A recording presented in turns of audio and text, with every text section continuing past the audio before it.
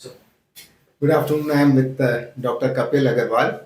He has done his TM in neurology from All India Institute of Medical Sciences, Delhi. Currently, he is working as director neurology with Maringo Asia Hospital. Doctor साहब basically हम आपसे जानना चाहते थे कि कुछ as के बाद मैंने देखा है कई लोगों को मेमोरी लॉस हो जाता है। जैसे कई बार हम किसी से मिलते हैं, याद ही नहीं आता इसका नाम क्या था, या जी। कोई पूछता है कि 3 साल पहले आप कहीं घूमने गए थे, 6-7 कंट्रीज देखी थी, तो कौन कौन सी गई थी वो याद नहीं आता। या कोई इंसान रिलेशन में ही होता है, उनके बच्चों के नाम याद नहीं आते। कई बारी बहुत लोगों में पहले ऐसा लगता था, कुछ लोगों में, अब कई बार देखा है कई लोगों में होता है।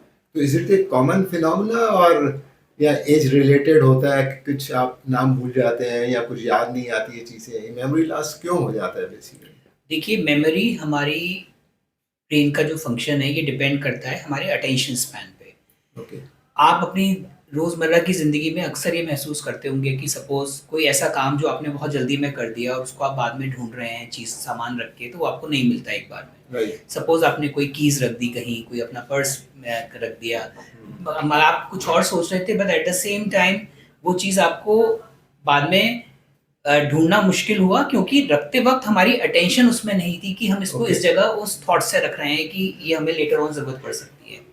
सिमिलरली हम कुछ लोगों से मिले, शायद मिलते वक़्त वो हमारा इंटरैक्शन इतना ज़्यादा अटेंटिव नहीं था, या फिर वो हमें हमारे माइंड को बहुत ज़्यादा इम्पोर्टेंट नहीं लगा, तो वो हमें बाद में वो नाम रिकॉल करने में या उस बंदे को रिकॉल करने में मुश्किल होती है।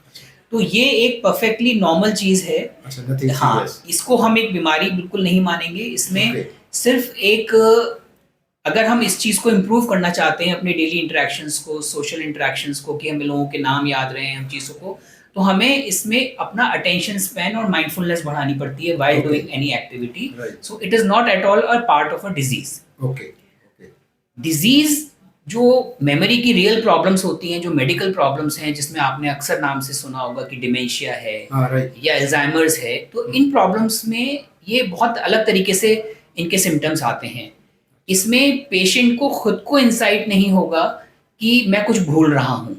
हम्म। जैसे आपको किसी का नाम याद नहीं आ रहा है या आपको कोई चीज़ नहीं मिल रही, ये इंसाइट आपको है कि हाँ, मुझे वो चीज़ नहीं मिल रही है, मुझे इसका Right. नाम याद नहीं आया। मगर जो डिमेंशिया का पेशेंट होता है, उसको ये बात नहीं समझ में आती कि वो कुछ भूल रहा है। Okay. उसमें कैसे सिम्पटम्स आएँगे कि हो सकता है उसने सुबह ब्रेकफ़ास्ट किया, कुछ देर बाद वो दोबारा खाना माँगने लगे कि मैंने ब्रेकफ़ास्ट नहीं किया, Okay. मुझे खाना दो। या फिर ऐसा होने लगे कि वो सुबह को ये समझने लगे कि शाम हो गई है, जो शाम वाले काम है वो सुबह करने लगे। या वो Okay. कभी शाम को ही समझेगा कि सुबह हो रही है, तो उसमें उस टाइम ब्रश करने लगा, नहाने लगा। इस तरीके के सिम्पटम्स की जब स्टार्टिंग होती है, ये रियल मेमोरी इश्यूज़ हैं, जो कि एक अल्ज़ाइमर्स या डिमेंशिया के प्रॉब्लम्स होते हैं। अल्जाइमर और डिमेंशिया अलग-अलग हैं या एक ही जी। चीज़ की ये बीमारी बहुत का अच्छा नाम? सवाल है। देखिए, डिमेंशिया एक अम्ब्रेला टर्म है, इसमें काफ़ी तरीके के डिमेंशियाज़ हो सकते हैं। Okay. Alzheimer's is a kind of dementia. Okay. Alzheimer's is one type of dementia which is a very common cause of dementia. There are other causes of dementia. Okay. कुछ और कॉजेज़ हैं डिमेंशिया के, जैसे कि vascular dementia. इसमें micro blockages brain में होती रहती हैं, जिन लोगों को high blood pressure, cholesterol, diabetes, ये सारी चीज़ें हैं। माइक्रो ब्लॉकेजेस की वजह से या रिपीटेड स्ट्रोक्स हो रहे हैं ब्रेन में, तो आगे चल के ऐसे पेशेंट्स को कई बार भूलने की बीमारी आती है, जिसको वैस्कुलर डिमेंशिया कहा जाता है।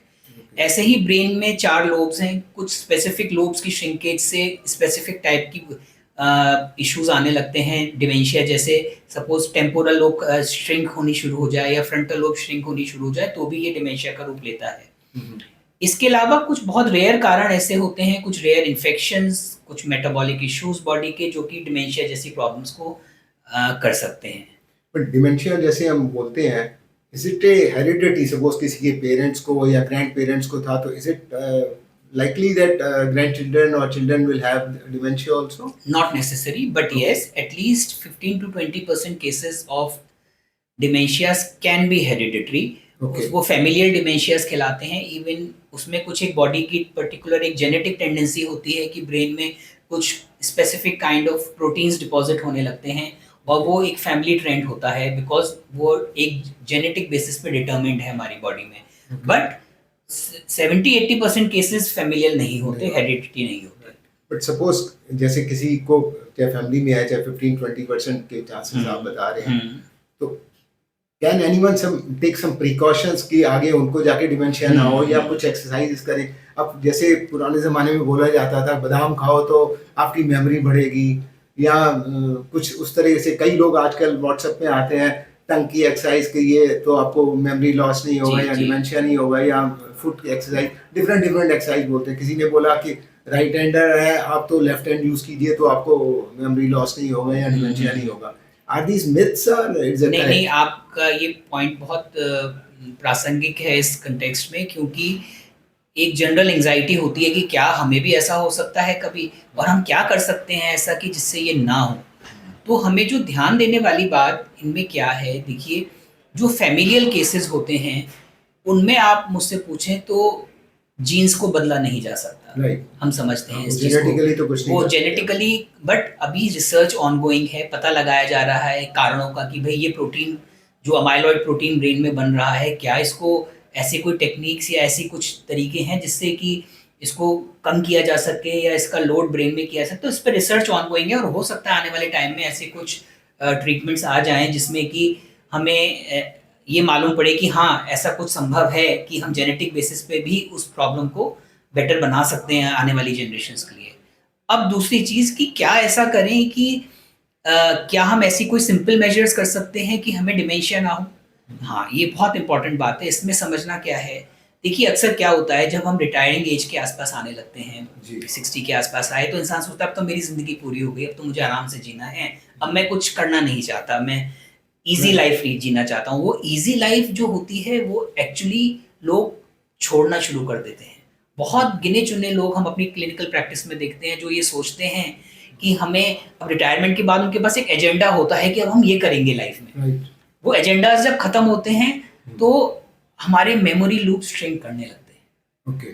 तो अगर आप ये चाहते हैं कि आपको डिमेंशिया या मेमोरी की प्रॉब्लम्स ना आए, आप कभी भी एज के हिसाब से ये ना सोचें कि अब हो गया, अब कोई नई चीज़ नहीं सीख सकते, अब मेरी सीखने की उम्र नहीं है। राइट। ये कभी नहीं कहना। जितना आप नई चीज़ों को सीखेंगे उतना ब्रेन में नए नेटवर्क स्ट्रांगली बनेंगे।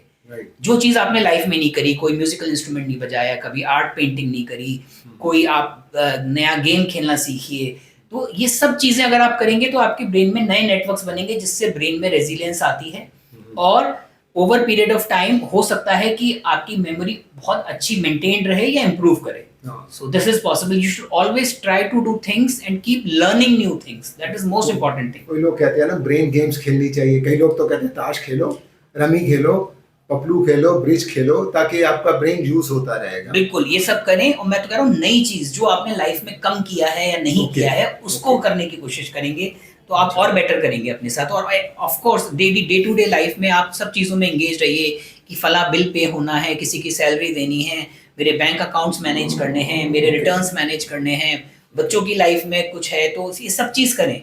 Okay. अपने को रिटायरमेंट डज नॉट मीन्स कि you are retiring from life, you are retiring from job. Right. Always Right. Remember this thing. Yes. So you're not retiring from life, you may live at least 25-30 years post retirement, so you have to make that time Right. so bright for yourself that they become the best years of your life till now probably. Doctor साहब एक चीज और बोली जाती है, ENT specialist has said कि hearing loss leads to memory loss. Is it correct? और ये पार्शियली ये सही है। देखिए इसका अगेन कारण क्या है, हियरिंग लॉस हुआ, हम अपनी सराउंडिंग से कट ऑफ होने लगे। ओके। ये क्या हो रहा है, हमें आधी चीज़ें हमारी जो हियरिंग से हमें सुनती हैं वो ख़त्म हो जाती हैं। हम चीज़ों में इंटरेस्ट लेना कम कर देते हैं। कुछ लोग बात कर रहे हैं, सुनने की शक्ति नहीं है तो हम उनकी बातों में इंटरेस्ट, इस वजह से हमारे ब्रेन में श्रिंकेज शुरू हो जाता है। ओके। तो ये एक तरीके का एक सेंस लिमिटेशन है। हमारी 5 इंद्रियां हैं, हमारा देखना, सूंघना, टेस्ट करना, महसूस करना।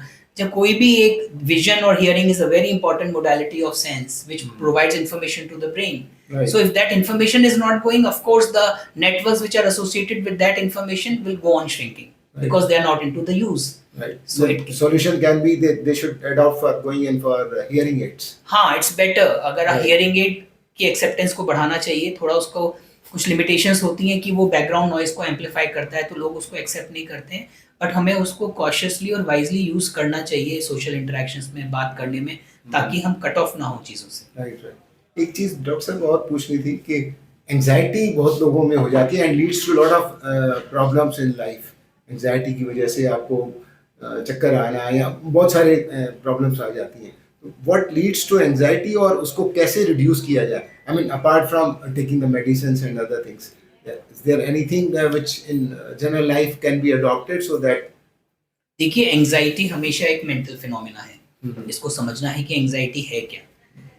मुझे किसी इंटरव्यू के लिए जाना है, मुझे नहीं मालूम वहाँ पे मुझसे क्या पूछा जाएगा, कैसा इंटरव्यू जाएगा. Right. मेरा मुंह सूखने लगता है, मेरे हाथ हल्के से कांपने लगते हैं, Right. मेरा दिल थोड़ा धड़कने लगता है. Right. ये सिम्टम्स हैं एंजाइटी के. हाँ. मैं किसी नई जगह से नए सिचुएशन में अपने आप को रख रहा हूँ, जहाँ पे वो चीज़, जहाँ पे कि फ्यूचर की एक अनसर्टेनिटी है, वो एंजाइटी इंड्यूस करता है. जब माइंड उन थॉट से गिरता है तो एंजाइटी होना, एक एंजाइटी के सिम्टम्स होना एक बहुत आम बात है, जो कि हर हम लोग एक्सपीरियंस करते हैं. छोटे बच्चे होते हैं, स्कूल आज पहला दिन स्कूल खुला है, नए क्लास में जाना है, पेट में दर्द होता है. वो एक्चुअली बहाना नहीं है, वो उसको महसूस होता है पेट का दर्द.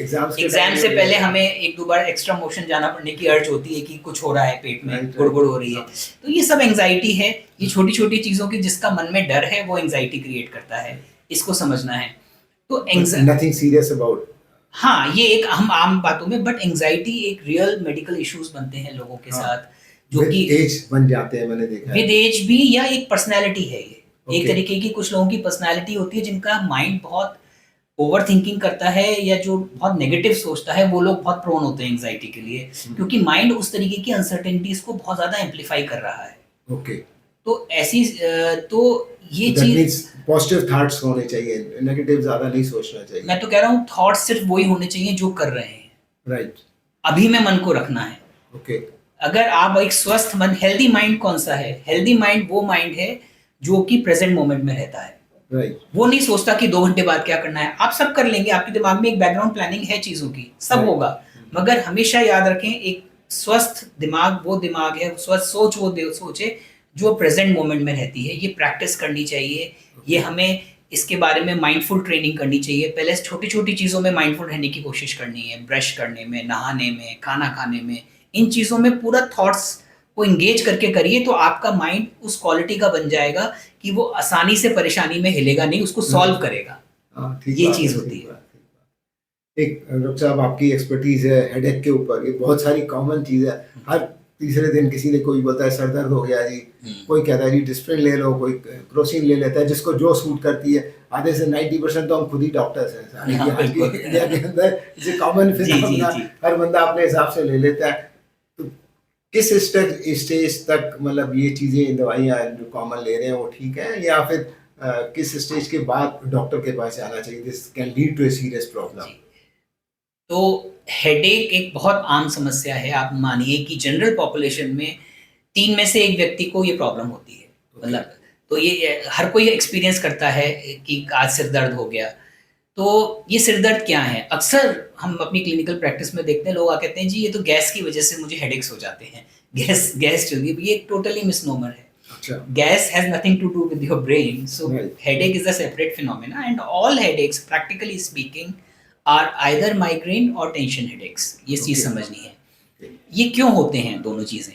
ये दोनों चीज़ें, चाहे वो टेंशन हेडेक्स हैं या माइग्रेन है, ये दोनों लाइफस्टाइल प्रॉब्लम्स हैं. आपकी नींद पूरी नहीं हुई, आप टाइम से नहीं सोते, टाइम से नहीं उठते, आपका समय पे खाना पीना नहीं होता, आप ज़्यादा स्ट्रेस लेते हैं, आप ज़्यादा प्रोन हैं हेडेक्स के लिए. आजकल के यंगस्टर्स में लाइफस्टाइल इश्यूज बहुत मेजरली हैं. लोग डिफरेंट जोन्स में, डिफरेंट टाइम जोन्स में काम करते हैं, रात के 3-3 बजे सोते हैं, सुबह 11 बजे उठ रहे हैं, 12 बजे. ऐसी सिचुएशंस में हमेशा आप माइग्रेन प्रोन होंगे, टेंशन हेडेक्स के लिए प्रोन होंगे. तो सबसे इम्पॉर्टेंट चीज़ है एक कंट्रोल्ड और disciplined lifestyle. If you really want to be to live healthy in long term, this is the basic thing that you have to sleep on right time, eat on right time and exercise daily. These things, first things. Now, when these problem of headache needs a medical attention, ये समझने की बात है. Medical attention कब करनी है? अगर आपको महीने में 2 बार से ज़्यादा पेन किलर खाना पड़ रहा है हेडेक के लिए, तो आप अपने डॉक्टर से मिलें और उसका उपचार ढूंढें. दूसरी चीज़, महीने में 2 बार, हाँ 2 बार से ज़्यादा पेन किलर आप सिर दर्द के लिए खा रहे हैं तो ये सही नहीं है. इसके मतलब आपको एक रेगुलर ट्रीटमेंट की ज़रूरत है. दूसरी चीज़, आप ये ध्यान रखें कि अगर ऐसा कोई नया हेडेक आ गया जो आप पहले लाइफ में एक्सपीरियंस नहीं करते थे, या आपके हेडेक्स पिछले कुछ दिनों में बहुत तेज़ी से बढ़ रहे हैं या नए तरीके के हेडेक्स आ रहे हैं, उनकी सीवियरिटी और फ्रीक्वेंसी अचानक से बहुत ज़्यादा बढ़ गई है, तो डेफ़िनिटली ये मेडिकल अटेंशन माँगता है। कभी-कभी ब्रेन में कुछ ऐसे स्वेलिंग, कंप्रेशंस अ ब्लॉकेजेस हो सकती हैं जो कि हेडेक कर रही हों। हम्म, तो इस सिचुएशन में ये अटेंशन लेना ज़रूरी होता है इस बात का। ओके।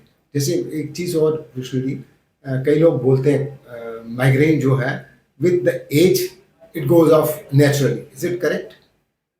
पार्शियली येस, और उसका कारण क्या है कि एज के हिसाब से ही माना जाता है इंसान वाइज़ होता जाता है, ओके। जीने के तरीके को सीख लेता है, हाँ, तो हाँ। उसके हेडेक्स बेटर होने लगते हैं। हाँ। मगर कई हम देखते हैं कि अक्सर उनको कई लोगों को माइग्रेन 50 साल की उम्र के बाद भी हो रहे हैं। अच्छा। उसमें कारण क्या है कि वो लोग अभी तक नहीं सीख पाए अपने दिमाग को कैसे रखना है, कैसे अपनी ज़िंदगी को चलाना है, और ओके। यही कारण है कि उनका माइग्रेन ठीक नहीं हो पाता। सो ओवरऑल आप क्या सजेस्ट करेंगे कि टू ये हमें कोई प्रॉब्लम्स ना हो, कोई स्पेशल टिप्स देना चाहें to lead a perfect life और हेल्दी लाइफ, ताकि ये प्रॉब्लम्स ना आए हेडेक की, माइग्रेन की या एंजाइटी की या जो भी general? I mean since you have so much of expertise and so much you are highly The qualified. basic tip I want to give to all my patients is live a balanced life. Okay. Live a balanced life, respect your body. Balanced life means? Balanced life means 8 to 9 hours of work, 8 hours of sleep, and rest 8 hours में आप exercise, eating, bathing, बाकी चीज़ें, recreation ये कीजिए। जहाँ पे आप अपने काम को बढ़ाने लगते हैं, अपनी स्लीप को कॉम्प्रोमाइज़ करते हैं, you are inviting medical issues. Always remember this in your life. If you want a healthy body and healthy mind, you have to live a balanced lifestyle and disciplined lifestyle. Okay. Live according to the nature, sleep on the right time, get up on the right time, exercise daily, give 1 hour to your body, practice mindfulness. केवल आज में रह के अपनी duties को करते जाएं one by one, तो आप एक अच्छा माइंड और अच्छी बॉडी रख सकते हैं, और इससे आप एक हेल्दी और हैप्पी लाइफ लीड कर सकते हैं। Thank you so much doctor साहब, बहुत यूजफुल इन्फॉर्मेशन आप दीजिए, so nice of you, thank you very much.